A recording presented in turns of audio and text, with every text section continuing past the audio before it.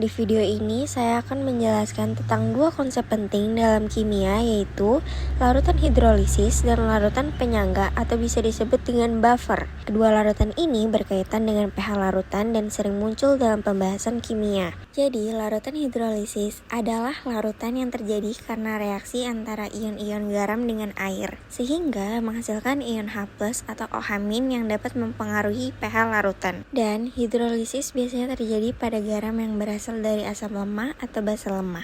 Hidrolisis ini dibagi menjadi beberapa jenis.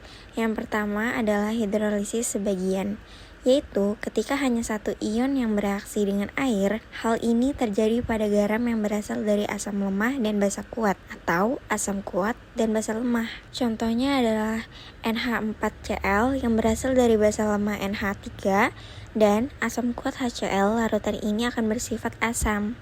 Contoh lainnya adalah CH3COONA yang berasal dari asam lemah CH3COOH dan basa kuat NaOH, sehingga larutan tersebut bersifat basa. Selain itu, terdapat juga hidrolisis total yang terjadi pada garam yang berasal dari asam lemah dan basa lemah, sehingga kedua ionnya dapat bereaksi dengan air. Selanjutnya, larutan penyangga atau disebut buffer. Larutan penyangga atau buffer adalah larutan yang memiliki kemampuan untuk mempertahankan pH agar tetap stabil, walaupun ditambahkan sedikit asam atau basa. Larutan buffer ini sangat penting karena banyak proses kimia dan biologis membutuhkan kondisi pH yang stabil. Dan larutan buffer itu juga dibagi menjadi dua jenis. Yang pertama adalah buffer asam, yang terdiri dari asam lemah dan garamnya.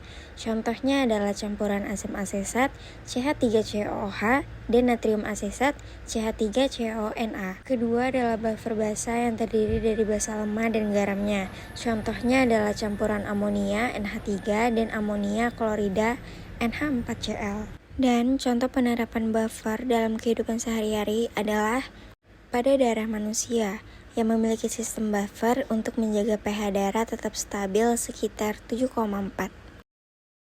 Lalu perbedaannya yaitu larutan hidrolisis terjadi karena reaksi garam dengan air yang mempengaruhi pH, sedangkan larutan buffer berfungsi menjaga pH agar tetap stabil ketika ditambahkan asam atau basa dalam jumlah kecil.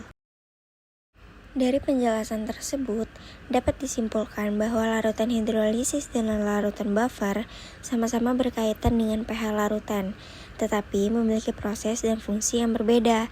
Dengan memahami kedua konsep ini, kita dapat lebih mudah memahami bagaimana reaksi kimia yang terjadi di laboratorium maupun dalam kehidupan sehari-hari. Terima kasih.